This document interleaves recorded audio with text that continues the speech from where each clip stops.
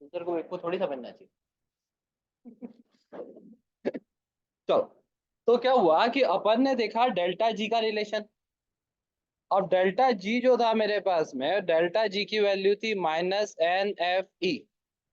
ठीक है। अब समझने की कोशिश करते हैं अपन कि हमारी दुनिया में हो क्या रहा है। ये तो बेटर ऑप्शन है यार, ये तो कूलर। क्या कर रहे थे अपन इतने दिन से? घर में बैठ रहे थे भर गए। और अभी तो ये चालू ही हुआ है। पानी वानी आ रहा है उसके अंदर साइड में से?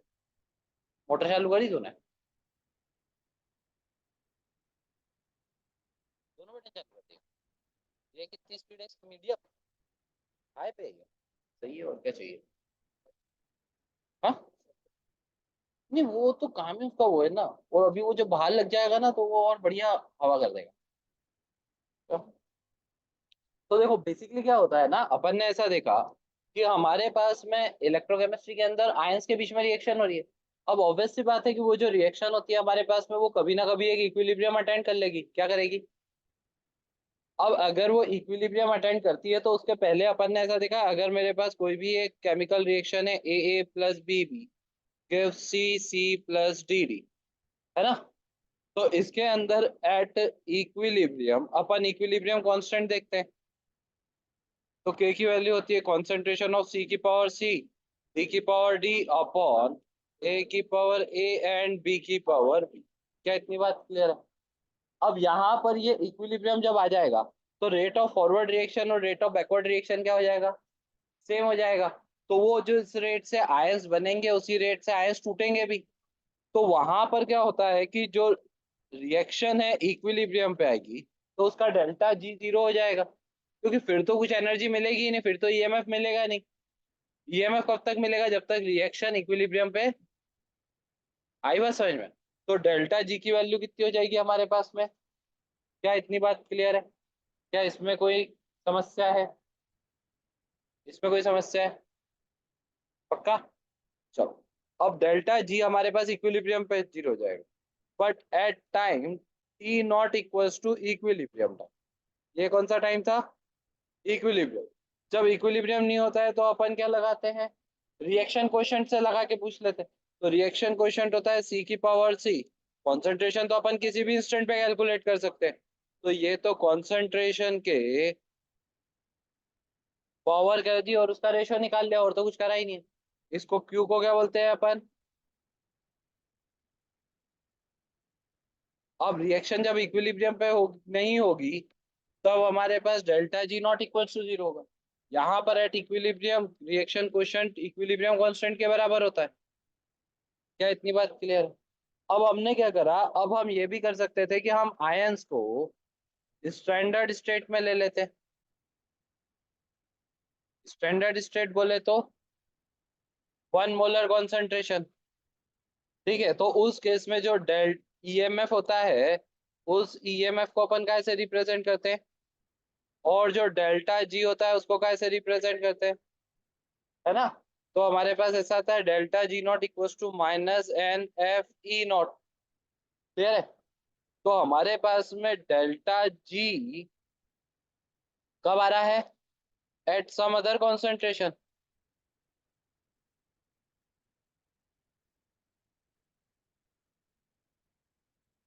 ठीक है। तो हम ऐसा बोल सकते हैं कि हम डेल्टा जी और कॉन्सेंट्रेशन के बीच में रिलेशन निकालते हैं यहाँ पे नस्ट इक्वेशन से। और वो रिलेशन होता है मेरे पास ये वाला। वो रिलेशन होता है delta G is equal to delta G not plus RT log Q। तो आया ना? आया क्या समझ में? कितने अच्छे को समझ में आ गया?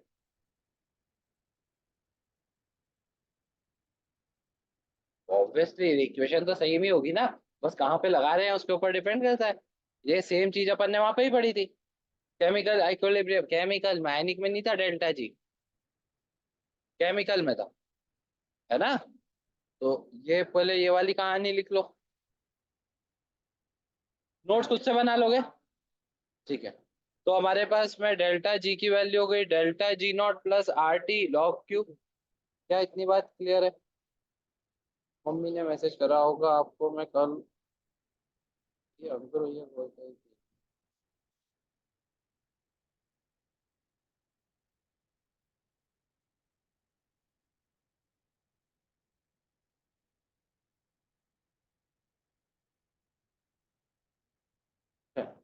ये तुम्हारे पेरेंट्स मैसेज नहीं करते यार, क्यों नहीं करते ऐसा? यार तुम छुट्टी मारो तो एक बहुत सिंपल सा लॉजिक रख लो ना कि you have to send a message. एकदम बिल्कुल सिंपल सा, बस मेरे को एक धोनी के घर से मैसेज आ जाता है, शिव्या के घर से मैसेज आता है, वो भी कभी कभी मिस हो जाता है। समष्टि गायब होती है तो पता करना पड़ता है। तो तुम छुट्टी मार रहे हो, सकीना के घर से पहले ही मैसेज आ जाता है, वो तो पहले ही, मेरे को लगता है बुखार आने के पहले ही बात कर लेती है, बोले मम्मी मेरे को परसों बुखार आया, भैया को परसों मैसेज कर दो मेरे को बुखार आने वाला है। तो जरा सा एक छोटा सा मैसेज ड्रॉप कर दो, घर वालों को बोल दो कि ये मैसेज ड्रॉप कर दो कि मैं इसलिए कोचिंग नहीं आ रहा हूँ, बहुत इजी हो जाएगा। पार्थ बाबू कहो हाँ, दीदी से नहीं है। दीदी को तो तुम पटा लोगे कुछ भी बहाना देके, दीदी आप संभाल लो, है। दीदी ने लाड में रख रखा तुमको, है नहीं? हाँ भी कर रहा हो, लगना भी चाहिए और क्या।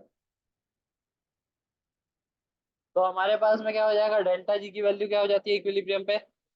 अब डेल्टा जी नॉट तो हमारे पास में जीरो हो भी सकता है और नहीं भी जीरो हो सकता, बट वो किसके बराबर हो जाएगा? क्योंकि इक्विलिब्रियम आ गया तो क्यू की वैल्यू इक्विलिब्रियम कांस्टेंट, तो डेल्टा जी नॉट इसके बराबर हो जाएगा।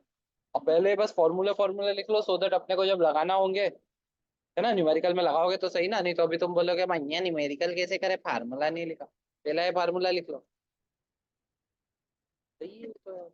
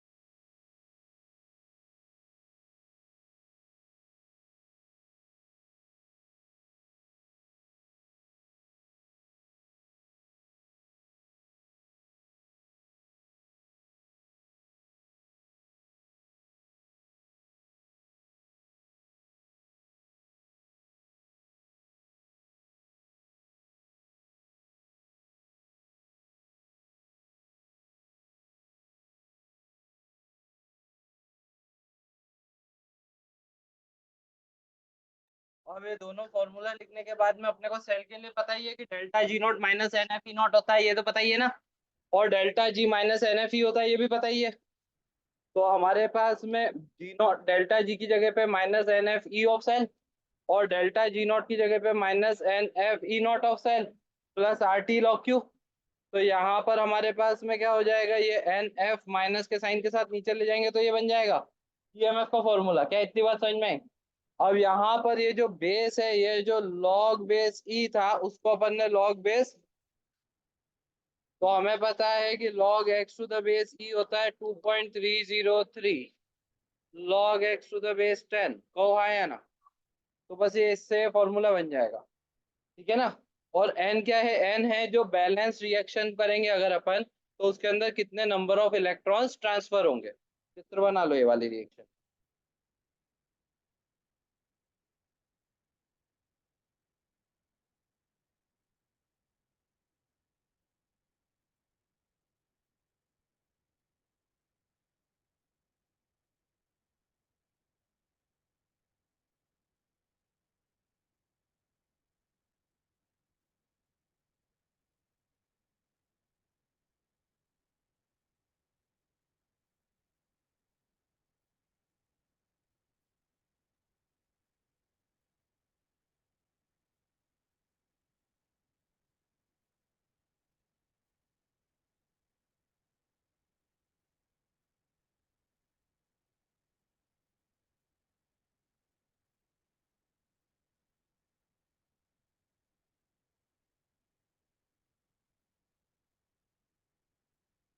है,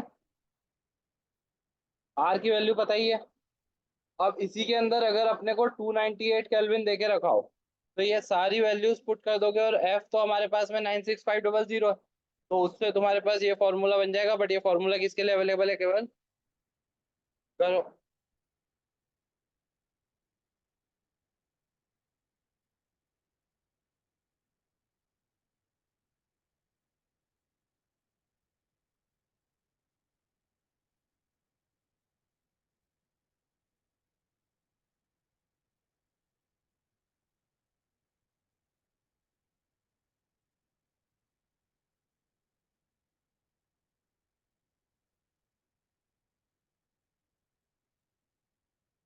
ठीक है, लिख लिया।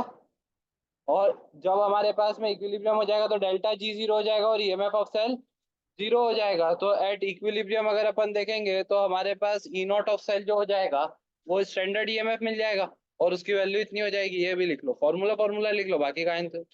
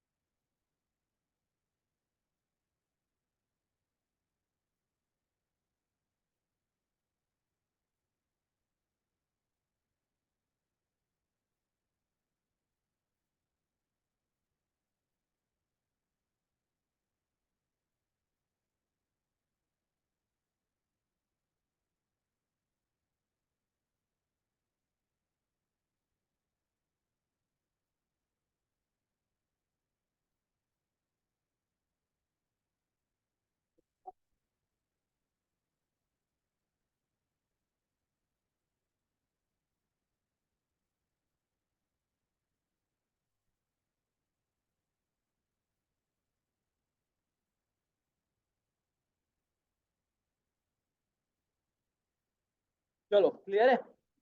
अब देखो, अब यहाँ पर अगर अपन भ्रष्ट इक्वेशन को देखेंगे एक इलेक्ट्रोड के लिए, तो हमारे पास में ये प्रोसेस काय की है, ऑक्सीडेशन है कि रिडक्शन है आशी बताओ।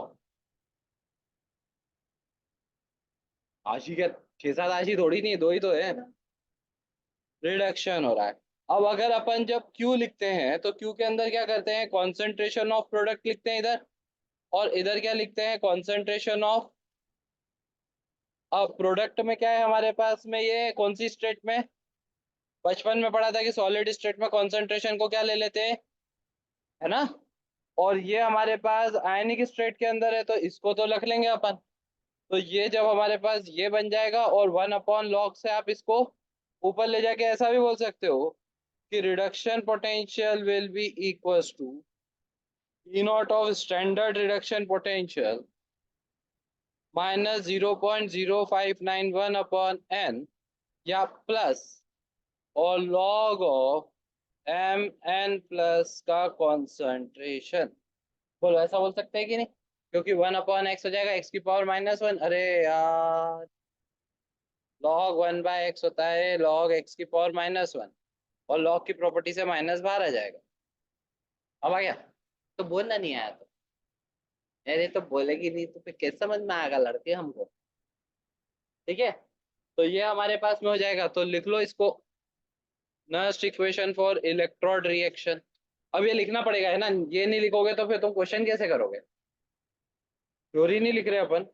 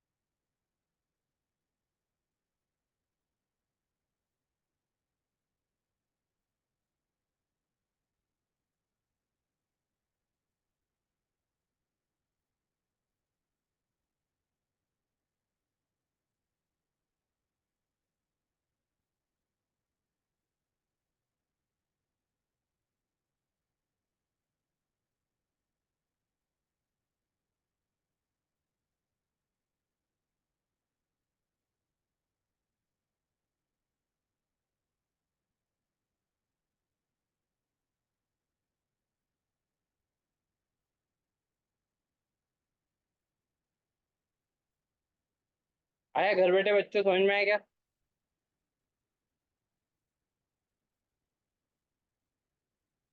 आगे समझ में आ गया, एकदम इजी, लिख लिया।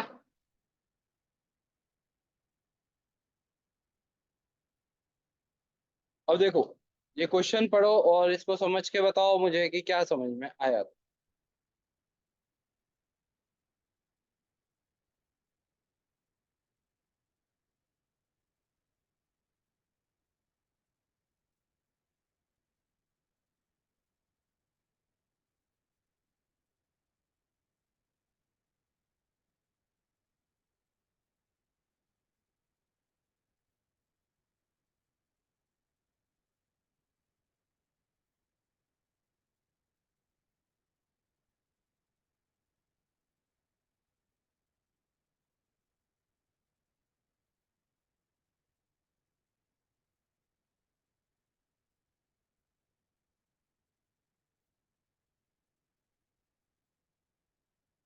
क्या समझ में आया बोलो भाई। अगर अपन उसका कॉन्सेंट्रेशन यहाँ से ही देख लेते हैं ऊपर, देखो इस फॉर्मूले से मुझे ये पता चलता है कि लॉग की वैल्यू 0 कब हो जाता है, पूरा आउटपुट जब कॉन्सेंट्रेशन 1 हो जाएगा। अब ये जब वैल्यू Mn+ एक्वस सॉल्यूशन का कॉन्सेंट्रेशन 1 से ज्यादा होगा, है ना, तो वैल्यू क्या हो जाएगी, पॉजिटिव। और जब ये कॉन्सेंट्रेशन 1 से कम होगा तो वैल्यू क्या हो जाएगी, नेगेटिव। मतलब कि अगर कॉन्सेंट्रेशन 1 से कम है तो हमारा इलेक्ट्रोड पोटेंशियल ईएमएफ से कम हो जाएगा। ठीक है, आया क्या समझ में, लिख लोगे ना ये सब कहानी खुद से। फिर हमारे पास में अगली चीज आती है, उसको बोलते हैं कंसंट्रेशन से। क्या बोलते हैं, देखो मेरी बात से, मैंने दो कंपार्टमेंट ले लिया। इसके अंदर अपन ने इच्छा गुप्ता क्या करा, ZnSO4 का सॉल्यूशन डाल दिया, मतलब Zn2+ डाल दिया। ये ठंडी ठंडी हवा होने लग गई, है ना।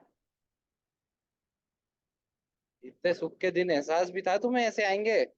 यहाँ रहते हुए मेरे साथ इतना सुख भोग पाओगे तुम? अभी जिंदगी में सोचा भी था तुमने कि आज जाएंगे और ठंडी हवा खा के कोचिंग से घर आएंगे?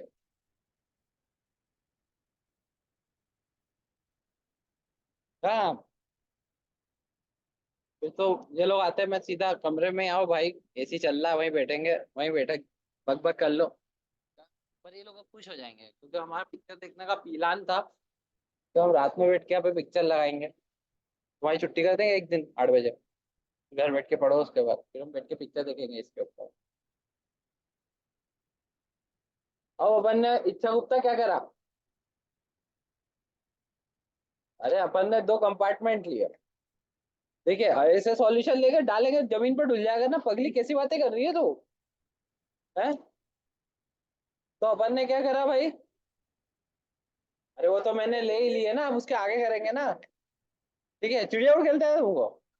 चलो ठीक है, देख लेंगे आज अपन। तो अपन ने क्या करा, ये 298 केल्विन के लिए करते हैं ब्यूटीफुल। जितने क्वेश्चन आएंगे ना, वो सारे क्वेश्चन मोस्टली 298 केल्विन पे ही आएंगे, ये वाले जो फॉर्मूले हैं। ठीक है, ये वैल्यूज, क्योंकि उनको पता रहता है कि 298 के अलावा और कुछ देंगे तो बच्चा इतना कैलकुलेशन नहीं कर पाएगा। चलो, तो हमने दो अलग अलग कंपार्टमेंट लिए, उन दोनों के अंदर अपन ने Zn2+ डाल दिया, मतलब ZnSO4। दोनों में ही जिंक की रॉड भी लगा दी। दोनों में क्या करा, अब अपन ने क्या करा, अब अपन ने यहाँ पे एक सॉल्ट ब्रिज भी लगा दिया। ठीक है, क्या करा अपन ने, फिर अपन ने क्या करा, अपन ने यहाँ पर एक ग्लूब लगा दिया। ठीक है, अब क्या हम इस ग्लूब को जला सकते हैं? कैसे जला सकते हैं दीदी? अगर दोनों साइड अपन अलग अलग कॉन्सेंट्रेशन रख दे, तो बेसिक आइडियोलॉजी बताओ। अगर मेरा दोनों साइड कॉन्सेंट्रेशन क्या होगा, अलग अलग कॉन्सेंट्रेशन होगा, तो कब तक रिएक्शन होगी? जब तक दोनों साइड कॉन्सेंट्रेशन सेम नहीं हो जाता। अगर दोनों साइड कॉन्सेंट्रेशन सेम नहीं हो जाता, तो जिस साइड कॉन्सेंट्रेशन कम होगा उधर कॉन्सेंट्रेशन क्या कोशिश करेगा, बढ़ने की, और जिधर ज्यादा होगा उधर क्या कोशिश करेगा। तो अगर अपन इधर कॉन्सेंट्रेशन C1 मान लेते हैं और इधर कॉन्सेंट्रेशन, अब अपन मान लेते हैं कि C1 छोटा है C2 से। C1 क्या है, तो यहाँ पर क्या होगा, कॉन्सेंट्रेशन बढ़ने की कोशिश करेगा, मतलब Zn से क्या बनेगा, और ज्यादा। तो यहाँ पर कौन सी प्रोसेस होगी, तो ये क्या बन जाएगा, तो जिस साइड कॉन्सेंट्रेशन कम होता है वो वाली साइड क्या क्या बन जाती है, और जिस साइड कॉन्सेंट्रेशन ज्यादा है वो क्या बन जाएगा, क्योंकि इधर कॉन्सेंट्रेशन क्या होने की कोशिश करेगा, कहो हाँ या ना। तो इधर क्या हो जाएगा, कहो हाँ या ना। कितने प्यारे बच्चों को समझ में आ गया? पक्का? तो यहाँ पर ग्लूब जल जाएगा, कब तक जलता रहेगा? अच्छा, अगर मेरे पास में, मैंने सोचा कि इसका ईएमएफ निकालना है, तो हमारे पास में सबसे पहले भ्रष्ट इक्वेशन लगानी पड़ेगी। उसको लगाने के लिए हमें क्या करना पड़ेगा, हमें क्यू चाहिए। क्यू चाहिए, अरे क्यू इसलिए चाहिए क्योंकि, क्या बोल रही, क्यू चाहिए पूछ रहा हूँ ना। बोले क्यू चाहिए, अरे क्यू चाहिए, चाहिए क्यों चाहिए, क्योंकि नर्स इक्वेशन में लगाना है। इसी बातें करते हो यार। तो अब नर्स इक्वेशन में लगाना है तो अपने को पहले रिएक्शन लिख लेते हैं। तो जो जिंक एनोड वाला था और Zn2+ जो कैथोड वाला था, तो जिंक एनोड वाले से क्या हो रहा था, Zn2+ एनोड पे बन रहा था, और Zn2+ जो कैथोड वाला था उससे जिंक बन रहा था। ये सोलिड था, ये एक्वस था, ये एक्वस था, ये सॉलिड था, कहो हाँ या ना।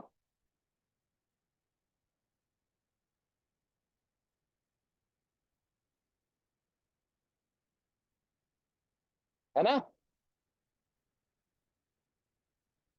क्या इतनी बात क्लियर है? अब अगर अपन इसके अंदर देखेंगे तो इसका कॉन्सेंट्रेशन कितना था? C2 था ना, ये इधर वाले का C2 है ना, कैथोड वाले का। और इधर वाले का कॉन्सेंट्रेशन कितना है? ठीक है लल्ला, अलग अलग है ना दोनों का कॉन्सेंट्रेशन। तो अगर अपन Q निकालेंगे तो Q होगा concentration of Zn2 plus anode वाला into concentration of Zn solid जो हमारे पास में कैथोड वाला है, प्रोडक्ट का कॉन्सेंट्रेशन अपॉन।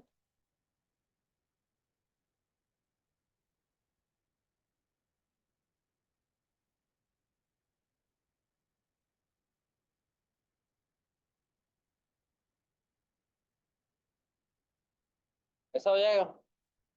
अब हमारे पास जो भी सॉलिड है उनका कॉन्सेंट्रेशन कितना होता है, तो इन दोनों का कॉन्सेंट्रेशन कितना हो जाएगा? तो अब हमारे पास में Q कितना हो जाएगा? अब कॉन्सेंट्रेशन ऑफ, ये C1 था और ये, क्या इतनी बात क्लियर है?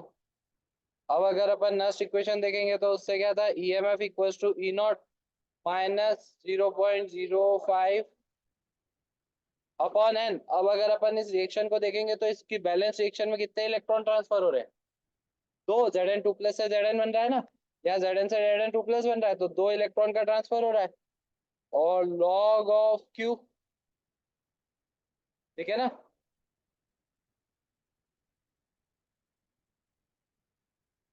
तो E की वैल्यू हो जाएगी मेरे पास E0 minus 0.0591 upon 2 log of C1 upon, अब C1 C2 से छोटा है, मतलब ये बोलिए क्या हो गई, 1 से छोटी होगी, तो लॉग क्या हो जाएगा, नेगेटिव। तो इससे अपन ये बोल सकते हैं ये माइनस ऑफ माइनस करने पर ये पूरी वैल्यू क्या हो जाएगी, बड़ी हो जाएगी। अब E0 कब होता? E0 होता है स्टैंडर्ड। अब स्टैंडर्ड पे हमारे पास में क्या होता, कॉन्सेंट्रेशन ऑफ Zn2 प्लस जो कि हमारे पास कैथोड पे होता, या एनोड पे, उन दोनों का कॉन्सेंट्रेशन कितना हो जाता? दोनों का ही कॉन्सेंट्रेशन कितना होना था, तो और दोनों का कॉन्सेंट्रेशन 1 हो जाता, तो रिएक्शन होती क्या? तो E0 of concentration cell is, समझ में है? क्योंकि कॉन्सेंट्रेशन दोनों साइड सेम हो गया तो कॉन्सेंट्रेशन सेल करेगा क्या, पता क्या करेगा? कुछ नहीं करेगा, जगह घेरेगा और क्या करेगा। तो ई जो हो जाएगा -0.0591 upon 2 log of concentration eight एनॉट upon concentration eight, कहो हाँ या ना, कितना अच्छे समझ में आ गया? Very easy, very simple, very easy, very simple. हाँ, देख, ई नॉट क्या होता है, स्टैंडर्ड ईएमएफ। स्टैंडर्ड ईएमएफ कब निकालते हैं, जब दोनों साइड जब कॉन्सेंट्रेशन कितना लेते हैं। तो अगर दोनों साइड कॉन्सेंट्रेशन 1 और 1 ले लूंगा मैं, तो फिर सेल काम करेगा क्या? क्योंकि कॉन्सेंट्रेशन सेल किस बेसिस पे काम कर रहा है, कि दोनों साइड कॉन्सेंट्रेशन अलग अलग है, इसके अलावा तो और कोई फंडा ही नहीं है। ठीक है ना? तो कॉन्सेंट्रेशन सेल का हर बार ही नॉट जीरो रहता है बेटा। कुछ भी ले ले, तो जेडेन ले ले या सीयू ले ले। ठीक है, आया? लिख लो, थोड़ा बहुत लिखोगे? मैं बोलूँ खुद लिख लोगे? पहले पॉइंट देख लेना, concentration works on the simple phenomena that the both the side in both the compartment the concentration should be different। लिख लो, बना लो, 5 मिनट का टाइम दे रहा हूँ। ई नॉट ई एट इक्विलिब्रियम नहीं होता ब्यूटीफुल। ई एट इक्विलिब्रियम जो हो जाता है उसके अंदर ई जीरो हो जाता है। ई नॉट होता है स्टैंडर्ड ईएमएफ। वो आता जरूर इक्विलिब्रियम के टाइम पे ही है, क्योंकि ई जीरो हो जाता है इक्विलिब्रियम पे। पर ई नॉट होता है जब अपन स्टैंडर्ड स्टेट लेते हैं।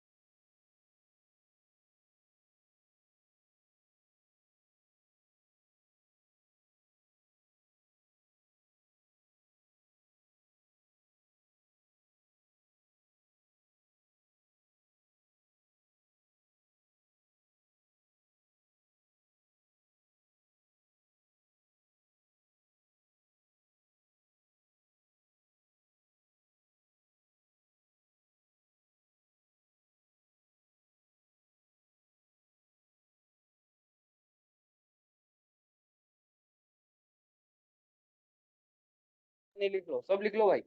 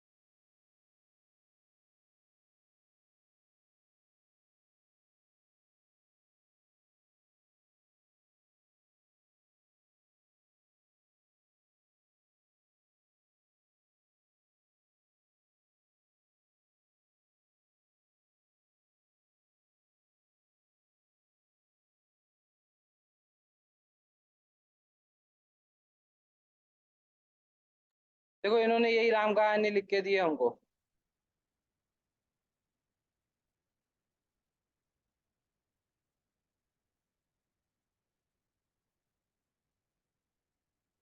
अपना कोई काम नहीं आएगा। यही राम कहानी है ना, अपन ने यही लिखी है ना अभी। अरे आया क्या? अरे आया क्या? अरे आया क्या? पक्का गया? तो हमारे पास कंसंट्रेशन किस साइड ज्यादा होना चाहिए? कैथोड साइड ज्यादा। एनोड पे ऐसा ध्यान रखो, एनोड पे क्या होता है? तो क्या बनेंगे? आयंस। क्या गधा है यार ये आदमी, आदमी पजामा है। क्या बनेंगे? कौन से आयन? Positive ion. कौन से आयन?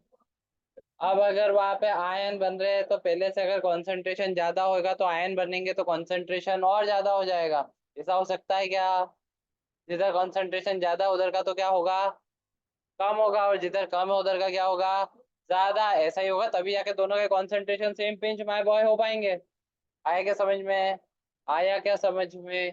तो एनोड पे आयन बनते हैं मतलब कंसंट्रेशन बढ़ता है, मतलब पहले क्या होना चाहिए? कंसंट्रेशन कम होना चाहिए। इसी एनोड का कंसंट्रेशन क्या होता है? कम। और कैथोड पे कंसंट्रेशन क्या होता है? कितने बच्चों को ये बात समझ में आ गई?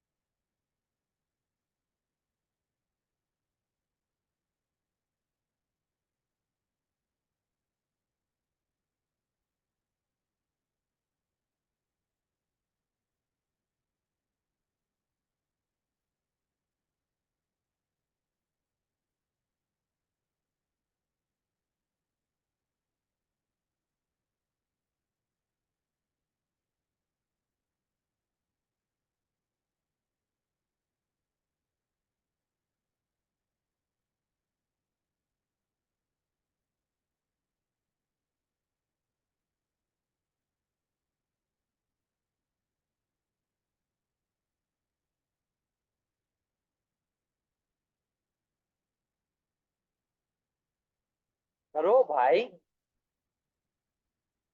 कॉपी में लिखा हुआ करा हुआ चाहिए मैथमेटिकल। कहानी नहीं चाहिए।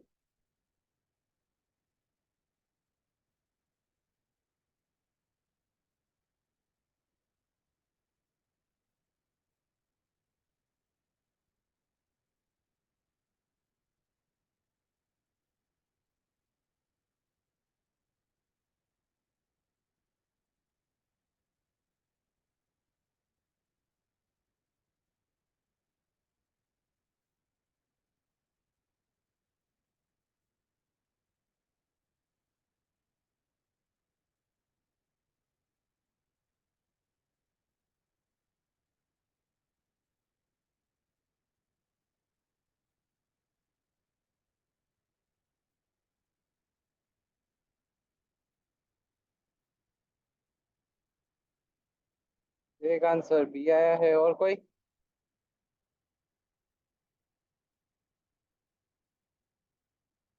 मेरे को तो मैथमेटिकल चाहिए।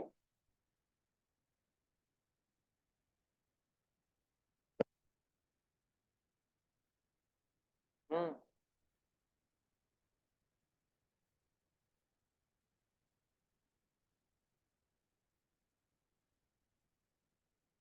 तो अपने को ऑक्सीडेशन पोटेंशियल थोड़ी चाहिए।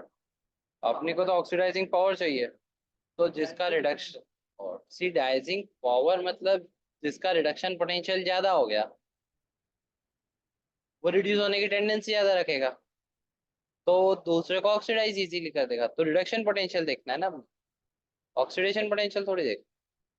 अब तुम्हें बोला है कि हमारे पास में क्या है, हमारे पास में बोला है कि ऑक्सीडाइजिंग पावर निकालनी है अपने को कि के एम एन ओ फोर की किस में ज्यादा होगी। दोनों में M N O four minus और एम एन टू प्लस का कॉन्सेंट्रेशन सेम है। अपने को H two S O four के लिए देखना है, किसके लिए देखना है? अब अपने को पता है कि एसिडिक मीडियम के अंदर M N O four minus क्या करता है, क्या करता है? M N O four minus के एच प्लस एसिडिक मीडियम में रिएक्शन करो, क्या बनता है?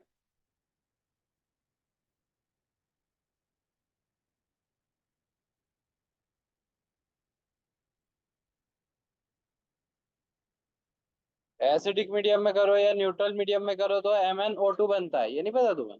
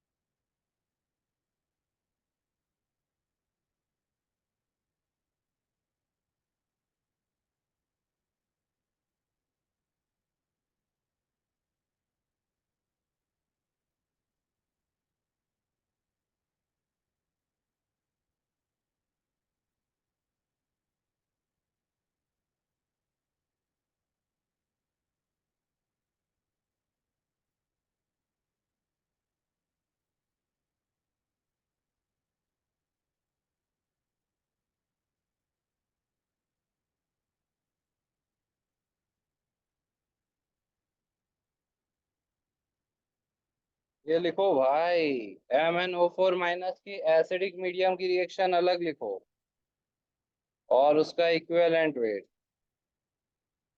न्यूट्रल मीडियम अलग लिखो, अल्कलाइन मीडियम अलग लिखो।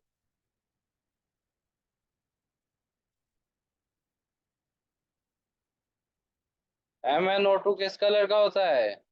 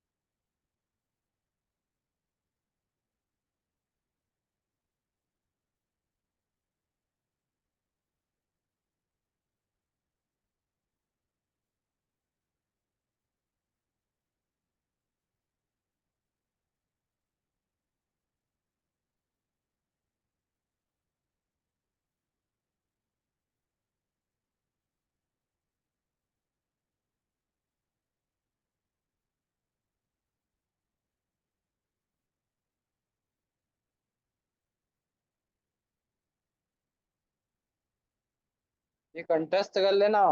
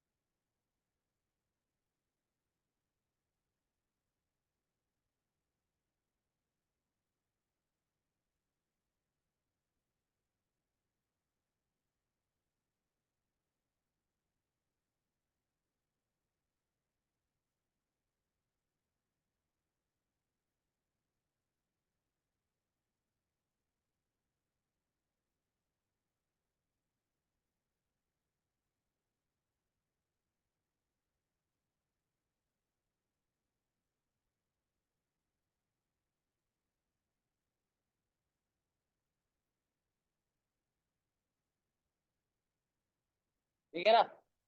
KMnO4 को क्या बोलते हैं अपन? पोटेशियम पर मैग्नीज। एक होता है हमारे पास पोटेशियम डाइक्रोमेट। तो पोटेशियम डाइक्रोमेट के लिए भी लिख लो कि एसिडिक और बेसिक मीडियम में क्या होता है। इधर +6 होती है, +6 से उसकी ऑक्सीडेशन स्टेट +3 में चल जाती है। इधर भी +6 होती है, इधर हमारे पास में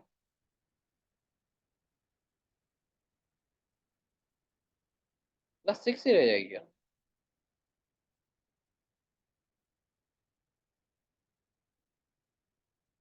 हाँ, 12 तो हो ही नहीं सकती ना। अच्छा, स्ट्रक्चर कुछ और होगा उसका।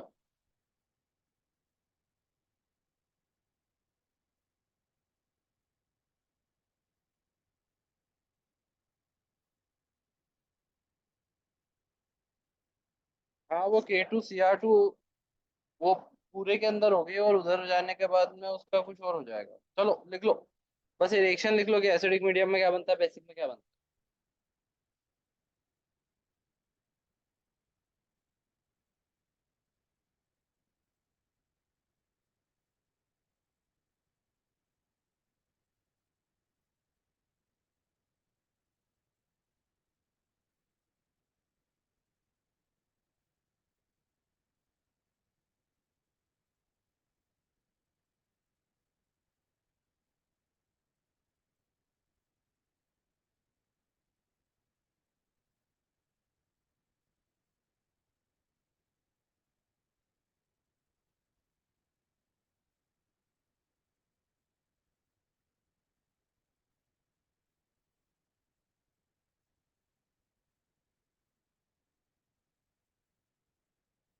है?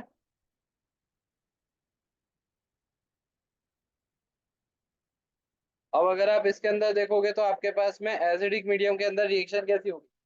MnO4 माइनस 8H प्लस के साथ में और 5 इलेक्ट्रॉन के साथ MnO2 2+ बना लेगा और H2O बना लेगा। अब इसका अगर अपन Q देखेंगे तो वाटर का कॉन्सेंट्रेशन अपन कितना ले लेंगे, 1।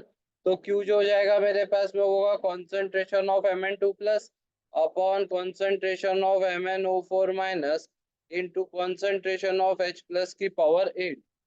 क्या इतनी बात क्लियर है? अब तुम्हें एग्जाम के अंदर ये क्वेश्चन नहीं आएगा कि कौन सा बड़ा है, तुम्हें क्वेश्चन आएगा कितने लेवल से बड़ा है। तो उसके लिए तुम्हें क्या पता होनी चाहिए यार, जिन रिएक्शन को तुम ऐसा सोच के छोड़ रहे हो कि इसका मेरे को कोई काम नहीं है, वो अचानक से एडवांस के टाइम पे बताएंगी कि हमारा सबका काम है।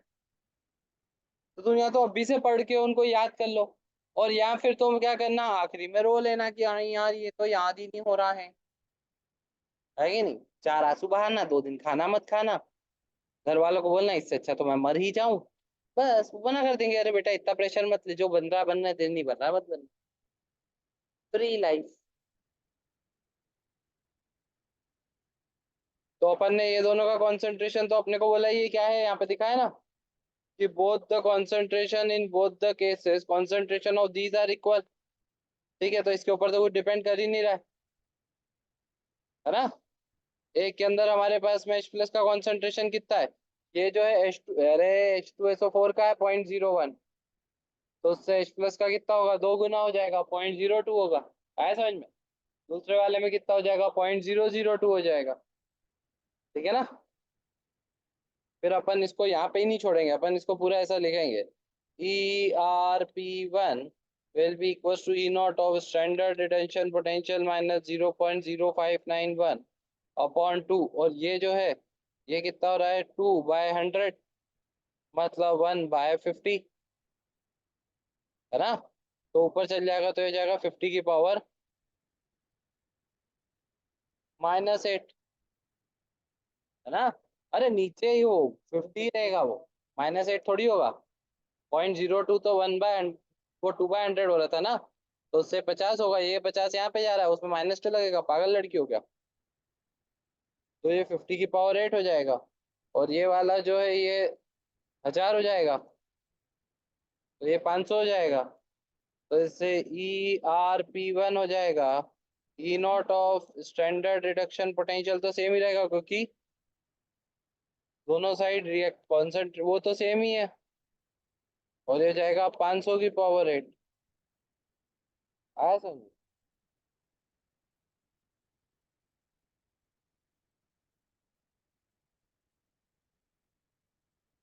ठीक है, अब करो इसको पूरा लिखो। क्वेश्चन लिख लिया था, लिखो पहले क्वेश्चन लिखो। हवा में काम मत करो, तरीके से करो।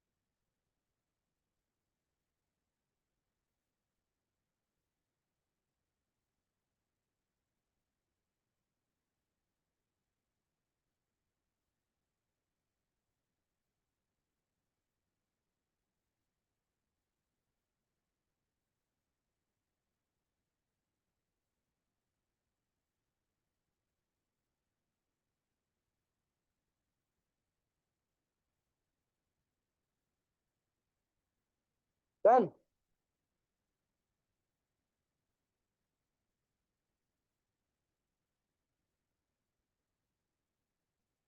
करो यार, करो करो करो।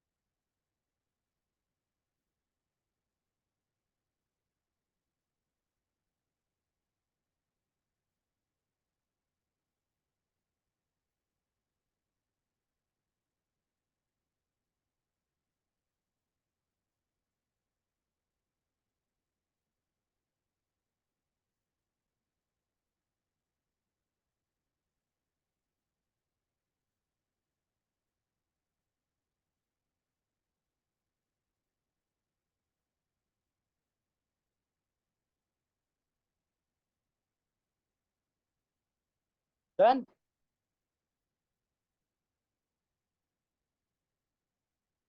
भाई घर बैठे इंसान हो गया। तो आगे बढ़ पाए अपन। आगे बढ़ जाए अपन, समझ में आ गया अगर इतना तो।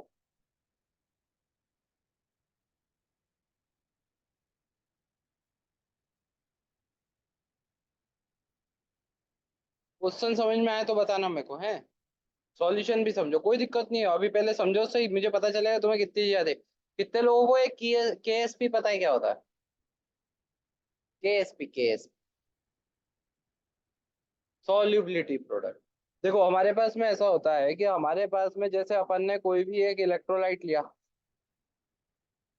ए एक्स बी वाई। अब इसको अगर अपन जल के अंदर प्रभावित कर देते हैं तो क्या हो जाएगा हमारे पास? X A Y plus and Y B X minus बनेगा। ऐसा पता है कि नहीं पता है कैसे लिखते हैं ये? है ना, मेरे को बचपन से सिखाया था, MgCl2 है तो 2 यहाँ चल जाता है, 1 यहाँ चल जाता है। तो ऐसा होता है कि नहीं होता? अब अगर अपन देखेंगे तो हमारे पास में इसको जब जल के अंदर डाला, मानो कि नमक डाला अपन ने पानी में। डालो नमक, डालो पानी में, डालो भाई। क्या नाम है तुम्हारा? राजवर्धन नाम क्या है तुम्हारा? क्या नाम है तुम्हारा? हाँ तो इसमें पानी में नमक डालो। अरे तो वो कौन सा पानी है, गधा है क्या? वो तुमने देखा नहीं क्या, यूं डाल दिया। अब अपन ने कितना नमक डाला बताओ? 100 ग्राम नमक डाल दिया तुमने।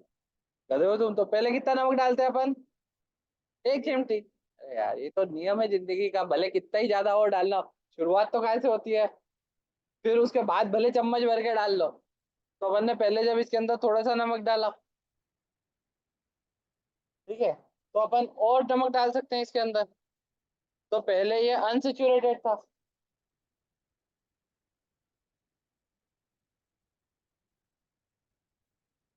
1 table spoon. Oh my God. ICSC, हाँ हाँ, आईसीएससी फ्लॉन्टिंग, हाँ, ग्रेट। तो अगर अपन इसके अंदर देखेंगे तो अभी अपन नमक डालते ही जा रहे हैं, डाल रहे हैं ना नमक इसके अंदर। तो वो दिख रहा है नमक बढ़ता हुआ। तो अपन ने क्या करा, इसके अंदर नमक डालते ही गए, वो देखो थोड़ा सा हवा में भी आ गया।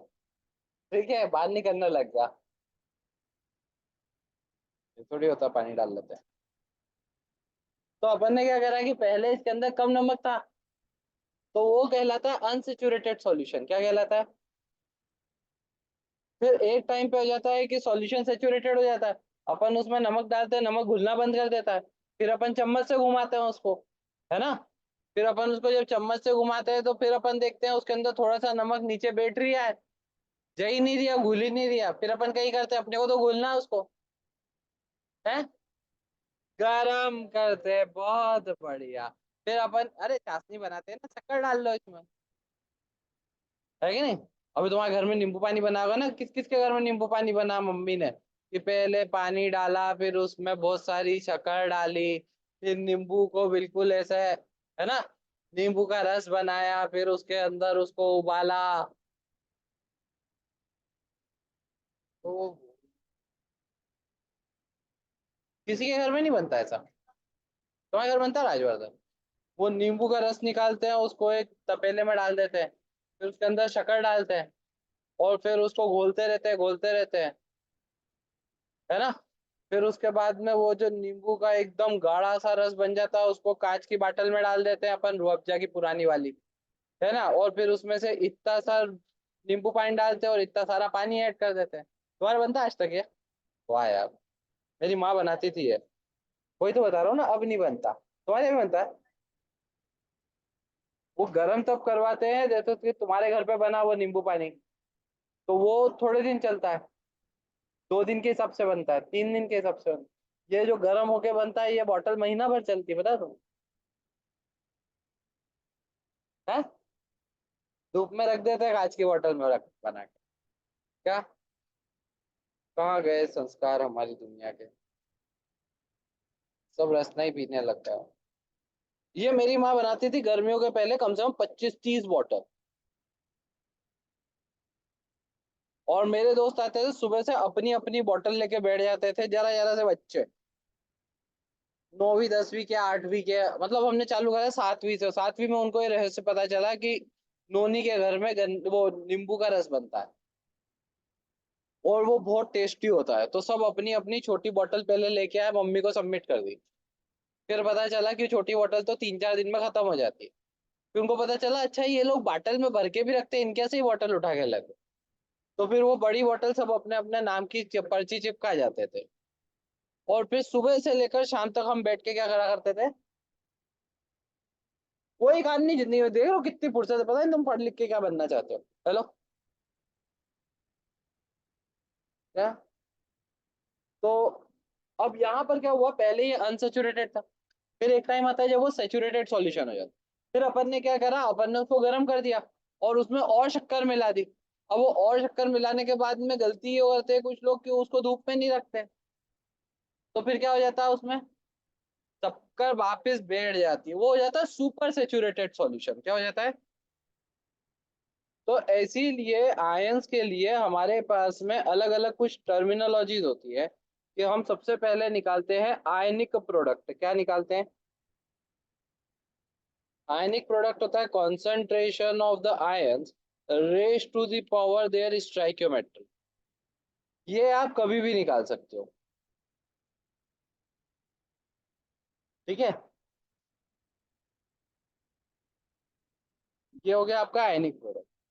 फिर आप निकालते हो सॉल्युबिलिटी प्रोडक्ट। क्या निकालते हो? Solubility product is same as equilibrium constant. ये आप कब निकालते हो? एट, एक समय आएगा ना जब ये रिवर्सिबल रिएक्शन होगी, जिस रेट से आयन बन रहे होंगे उसी रेट से आयन है ना, जब सेचुरेटेड एट इक्विलिब्रियम बोलो या एट सेचुरेटेड सॉल्यूशन बोलो, ठीक है। तो सेचुरेटेड सॉल्यूशन के लिए उसको केएसपी बोलते हैं, आता वही है। बस इस टाइम पे क्या हो चुका है, सॉल्यूशन कैसा हो चुका है, सेचुरेटेड हो चुका है। आयनिक प्रोडक्ट तो मैं कभी भी निकाल सकता हूँ। अब अगर आयनिक प्रोडक्ट जो मैंने निकाला उसकी वैल्यू सॉल्युबिलिटी प्रोडक्ट से कम है, इसका मतलब कि और आयंस अभी डिसॉल्व, तो ये कहलाता है अनसेचुरेटेड सॉल्यूशन। भाई बस डायरेक्ट क्वेश्चन आता है जेई के अंदर, मेंस के अंदर। एडवांस के अंदर बहुत दिमाग लगाने वाला आता है, पर मजा आ जाता है। फिर अगर आयनिक प्रोडक्ट तुम्हारा किसके बराबर हो गया, सॉल्युबिलिटी प्रोडक्ट के बराबर हो गया, तो कैसा सॉल्यूशन हो गया, मतलब जितना जा सकता था उतने आयन अपन ने इसके अंदर पहुंचा दिए। अब इसके बाद अपन ने क्या करा, गर्म कर दिया। फिर उसी डबल में वापस लेके आएंगे तो क्या होगा, हमारे पास ionic product will be greater than solubility product, तो उसे क्या बोलते हैं अपन, सुपर सेचुरेटेड सॉल्यूशन। इस केस में क्या हो जाएगा, प्रेसिपिटेट बनेगा, क्या बनेगा, है ना, वो नीचे बैठ जाती है, नहीं शक्कर वापस से नमक वापस बैठ जाता है नीचे। आया क्या, अरे आया क्या, अब अब तो गर्मी नहीं लग रही यार मेरे ख्याल से, नींद आ रही है उससे, बंद कर दो उसको भाई। अब इतने सुख की भी आदत नहीं है ना।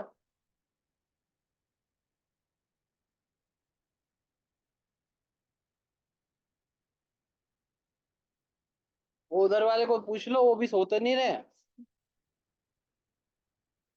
तो पता चले पूरी 11वीं सो रही हो बढ़िया मस्त।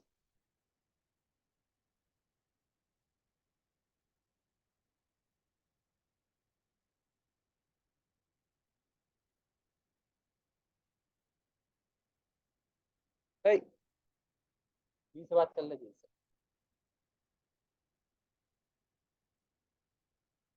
कुछ ज्यादा कंफर्टेबल हो गया।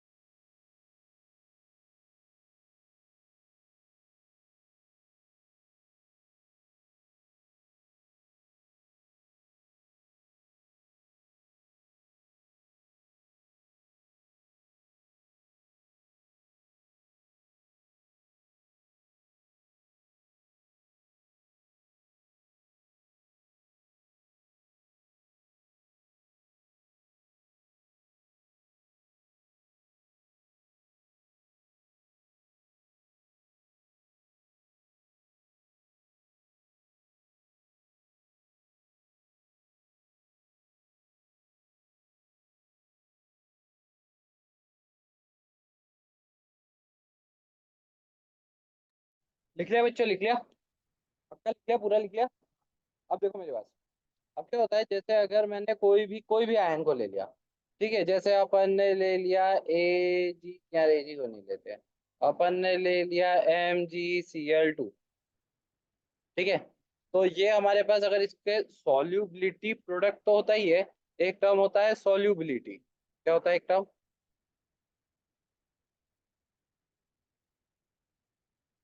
तो अगर अपने पास में ये तो सॉलिड स्टेट में था, इसके Mg2+ और 2, तो अगर इसके एस मोल टूटेंगे तो इसके एस बनेंगे, और इसके, तो हमारे पास में यहाँ पर जो सॉल्युबिलिटी प्रोडक्ट हो जाएगा वो हो जाएगा एस इंटू 2s का होल स्क्वायर, क्योंकि अपन क्या करेंगे, कॉन्सेंट्रेशन ऑफ Mg2+ लिखेंगे इंटू कॉन्सेंट्रेशन ऑफ Cl- का स्क्वायर कर देंगे। तो सॉल्युबिलिटी प्रोडक्ट हो जाएगा एस, और 2s का होल स्क्वायर तो हो जाएगा 4s क्यूब। क्या इतनी बात समझ में आई? पक्का इतना है इसको भी? अब ये वाला क्वेश्चन समझ के करके देखो क्या हो पा रहा है।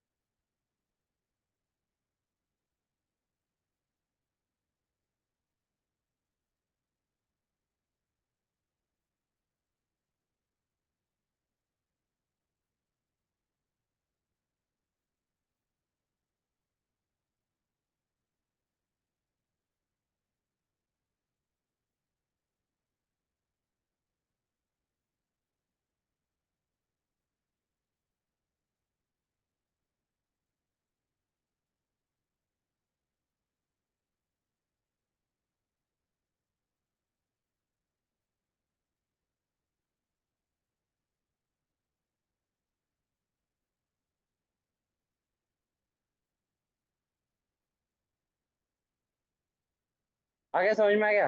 कितने लोगों को समझ में आ गया? देखो मेरी बात सुनो। अपने को उसने क्या बोला है, pH 14 दिया है। pH होता है कॉन्सेंट्रेशन ऑफ H+ आयन, तो वो हो जाएगा 10⁻⁻14। और basic ideology concentration of H+ into concentration of OH- भी 10⁻⁻14 होता है, जिसको KW बोलते हैं, आयनिक प्रोडक्ट ऑफ वाटर। तो अगर आपके पास H+ का कॉन्सेंट्रेशन भी 10⁻⁻14 है, तो OH- का कॉन्सेंट्रेशन 1 हो जाएगा। बोलो हाँ या ना? अब हमारे पास CuOH होल ट्वाइस का KSP देके रखा है, तो CuOH होल ट्वाइस जो है वो टूटेगा कैसा, Cu2++2 OH- का कॉन्सेंट्रेशन। अब अगर अपन इसके अंदर देखेंगे तो यह हमारे पास में S होगा, ये 2s होगा, और साथ में ये 1 तो पहले से ही था हमारे पास में, क्योंकि pH 14 था ना, तो उसके कारण OH- का कॉन्सेंट्रेशन 1 था। अब ये जो S की वैल्यू होती है वो बहुत छोटी होती है, क्योंकि KSP जो है वो होता है मेरे पास concentration of Cu2+ into concentration of OH- का होल स्क्वायर। अब KSP कितना है, 10⁻⁻19, तो वो हो जाएगा Cu2+ का कॉन्सेंट्रेशन S इंटू 1+2s। अब ऑब्वियस सी बात है कि ये वाली वैल्यू जो है ये 10⁻⁻19 है, तो S ही होगा बहुत छोटा, क्योंकि इसमें तो 1+2s है, तो ये तो वैल्यू 1 से बड़ी ही है।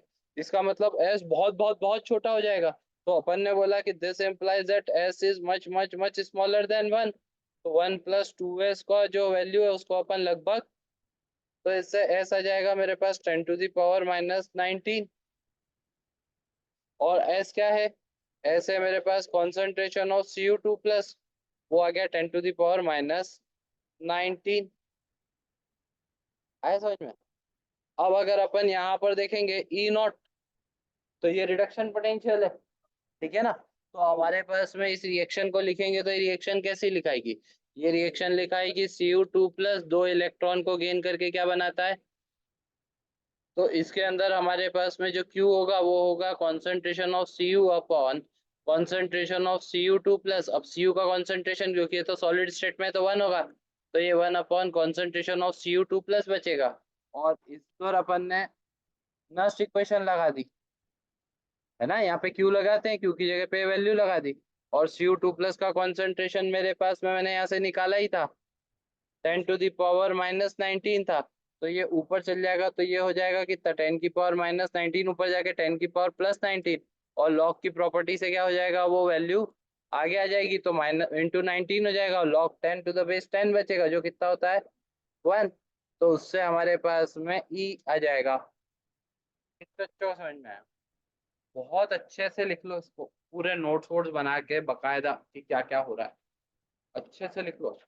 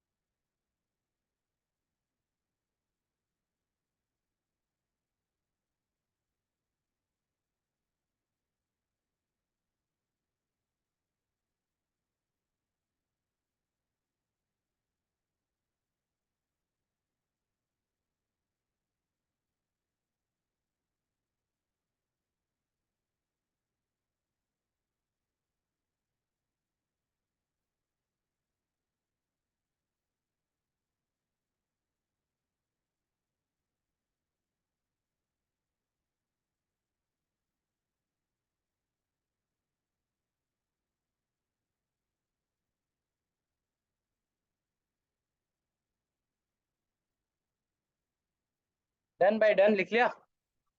समझ में आ गई राम कहानी इसकी पूरी। सब लिख लिया, सॉल्युबिलिटी प्रोडक्ट ये वो, वहां से अपन ने इसको कैसे अज्यूम करा, क्योंकि इसके सॉल्यूशन में कुछ भी नहीं लिखा है। हाँ, यहाँ से कुछ भी समझ में नहीं आएगा तुमको कि क्या करा है। लिख लो आराम से, और 2 मिनट लगा लो।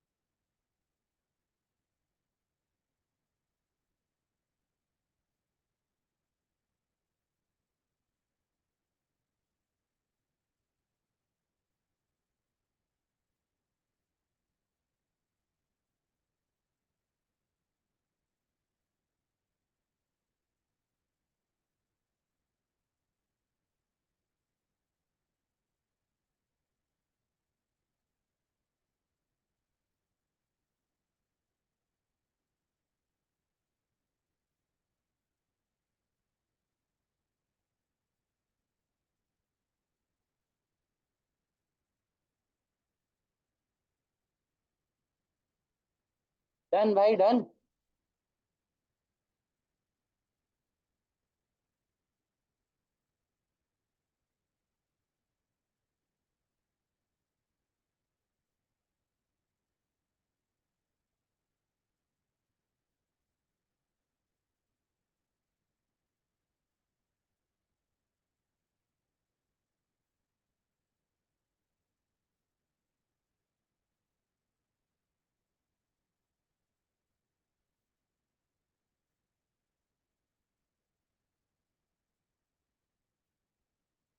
चलो,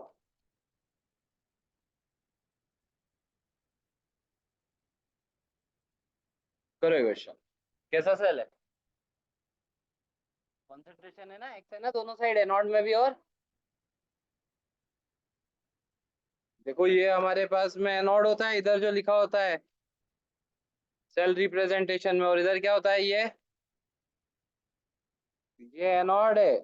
ये हमारे पास में कैथोड है। ठीक है, क्योंकि एक्स ही है दोनों साइड, तो कॉन्सेंट्रेशन सेल हो गया। करो। ईएमएफ दे के रखा है, अपने को एन की वैल्यू निकालनी है।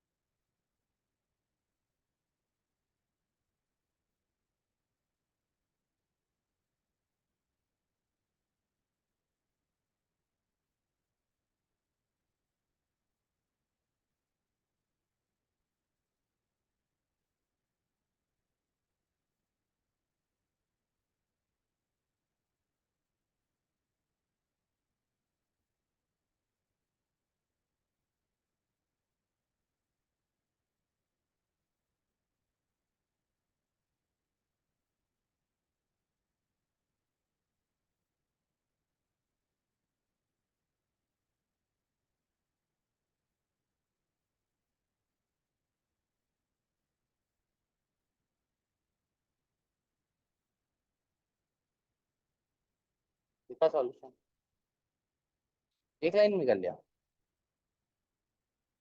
हाँ हाँ हाँ हाँ।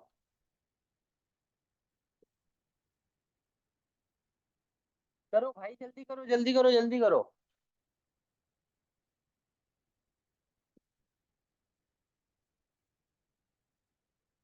घर बैठे इंसान हो, आंसर आ जाएगा तो चैट में लिखते हैं ना आंसर।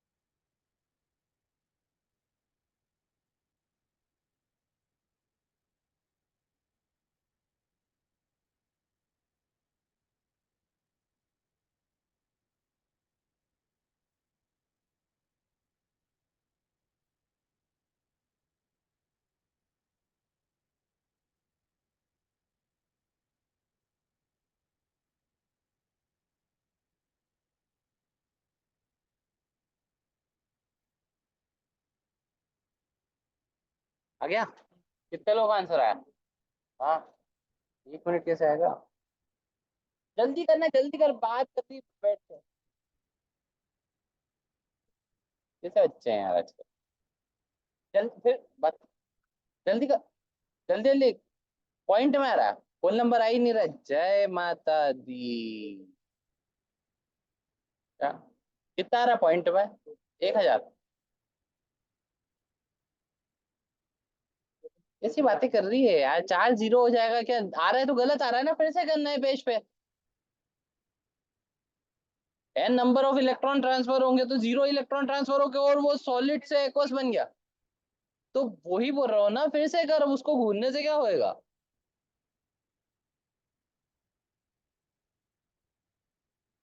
एक आंसर 2.3 आया है।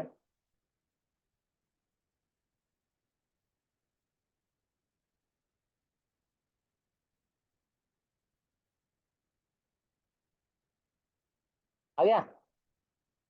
तो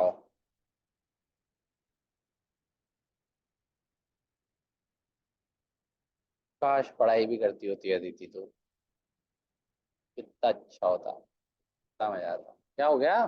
क्या बड़बड़ा रही है? 3 आंसर है, 3।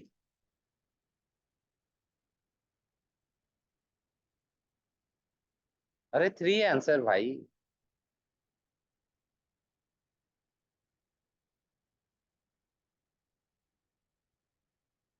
आगे ले जा, मजा कर रहा हूँ।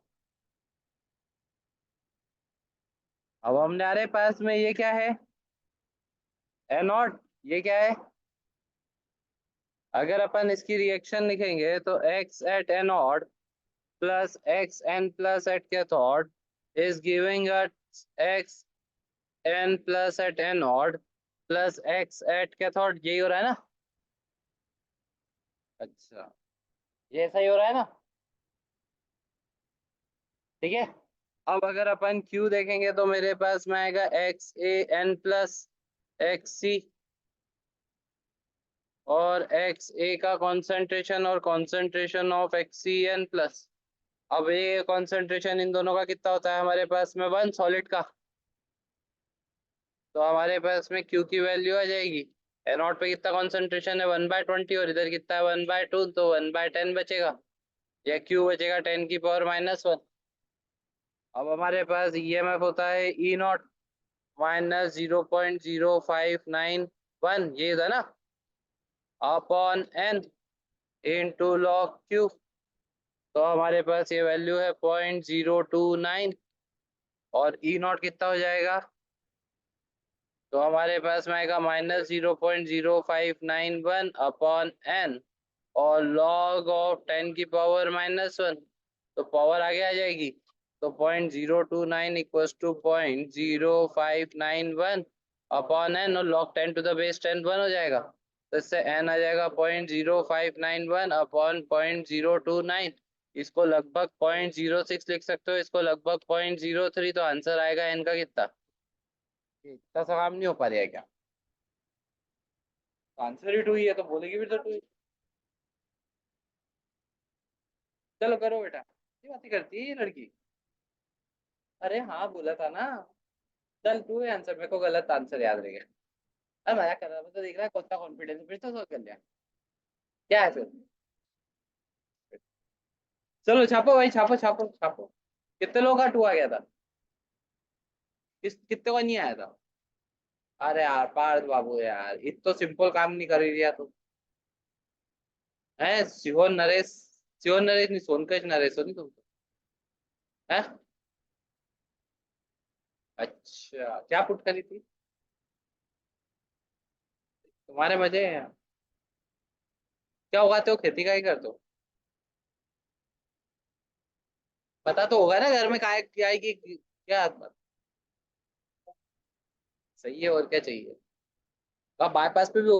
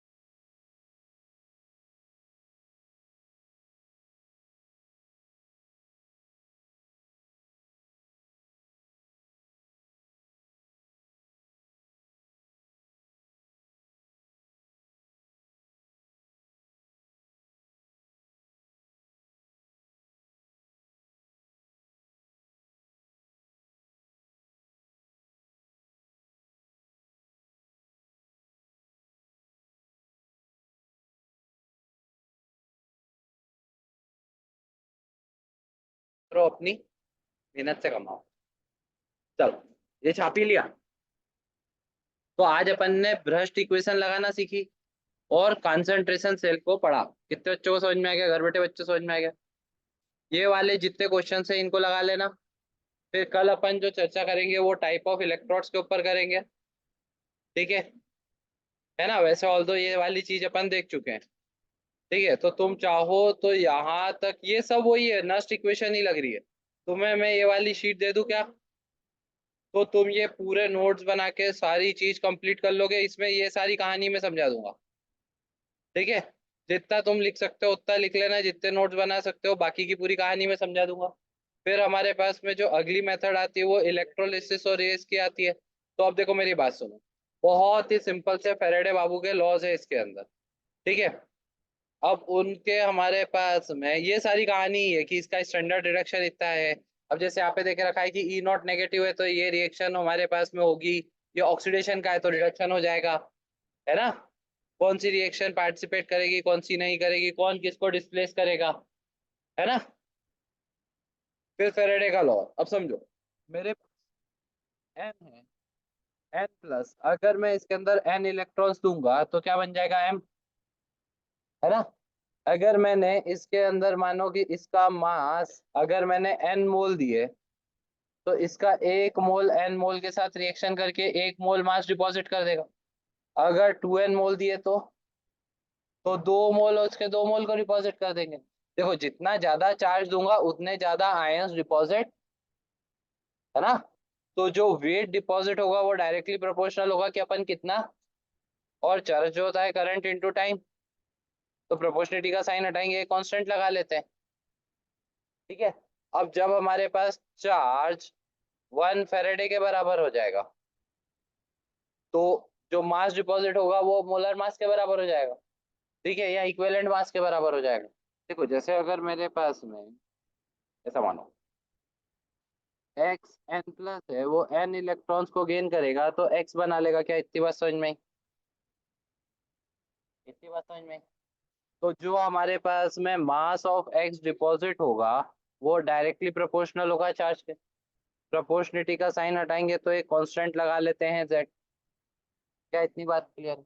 अब यहाँ अगर मैं देखूंगा तो यहाँ पर से मैं ऐसा देख के बता सकता हूँ कि मेरे पास में जब इसका एक मोल होगा तो यहाँ पर एन मोल इलेक्ट्रॉन लगेंगे, जिससे एक मोल इसका डिपॉजिट होगा।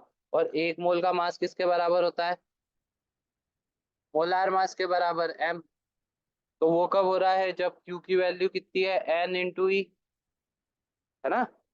तो मेरे पास में जो डब्ल्यू आ जाएगा वो मोलर मास के बराबर आ जाएगा। Molar mass equals to N E, ठीक है, इंटू जेड। ठीक है ना? क्या इतनी बात क्लियर है? तो जो मेरे पास जेड की वैल्यू हो गई वो एम अपॉन एन और 1 अपॉन ई इतना हो गया। अब M molar mass upon N, N क्या है? चार्ज है इसके ऊपर। तो हमें पता है कि इक्विवेलेंट मास क्या होता है? इक्विवेलेंट मास होता है given molar mass upon N factor. है ना? इक्विवेलेंट मास ही होता है ना? तो अपन ऐसा बोल सकते हैं कि मेरे पास में जो z की वैल्यू आ जाएगी वो कितनी होगी? इक्विवेलेंट मास अपॉन ई। आया क्या समझ में? आया क्या समझ में? तो अब अगर अपन इसके अंदर देखेंगे तो अगर मैंने इसका एक मोल लिया होता तो इसके कितने मोल डिपॉजिट होते हैं? तो मास कितना होता? तो m बाय n के लिए मुझे चार्ज कितना चाहिए? 1 मोल इलेक्ट्रॉनिक चार्ज। 1 मोल इलेक्ट्रॉनिक चार्ज कितना होता है? अरे क्यों कितना चाहिए? 1 मोल इलेक्ट्रॉनिक चार्ज चाहिए ना? तो वो हो जाएगा 6.022 इंटू 10⁻23 इंटू 1.6 इंटू 10⁻−19, जो होता है 96500 कूलम। तो जब चार्ज में 96500 कूलम देता हूँ या 1 फैराडे देता हूँ तो जो मास डिपॉजिट होता है वो किसके बराबर हो जाता है? इक्विवेलेंट मास के बराबर। यहाँ पे देख लो मास कितना डिपॉजिट हो रहा है, m बाय n डिपॉजिट हो रहा है ना? आया समझ में? आया? आया समझ में? तो हम ऐसा बोल सकते हैं कि हमारे पास में दो लॉ है। पहला लॉ हमें ये बोलता है कि जो चार्ज डिपॉजिट हो, जो मास डिपॉजिट होगा वो चार्ज के ऊपर डिपेंड करेगा। ठीक है। और दूसरा वाला दूसरा अपन ने देख ही लिया कि जब मैं चार्ज कितना देता हूँ, इक्वल 1 फैरेडे देता हूँ, तो मास कितना डिपॉजिट होता है, इक्विवेलेंट मास के बराबर हो जाता है। ठीक है, ये हमारे पास में। और फिर अगर अपन ने दो अलग अलग चार्ज दे दिए, ठीक है, तो हमारे पास जो मास डिपॉजिट हो जाएगा वो कितना हो जाएगा, उन चार्जेस के रेशो में हो जाएगा, अगर इक्विवेलेंट मास सेम है तो। और अगर मास सेम डिपॉजिट हो रहा है तो उससे इक्विवेलेंट मासेस का रेशो आ जाएगा दो ऑब्जेक्ट के। बस ये कहानी पढ़ लेना, तुम्हें सब समझ में आ जाएगा कि क्या हो रहा है। ठीक है ना। और फिर अपन कल इसके बाद चर्चा कर लेंगे, तो ये चैप्टर हमारे पास में खत्म हो जाएगा। कहो हाँ या ना। ये वाली कहानी समझ में नहीं आएगी तो इसके पहले तक की पढ़ लेना। ये चैप्टर लेक्चर 9 के पहले तक की पढ़ के आ जाना। कर लोगे इतना?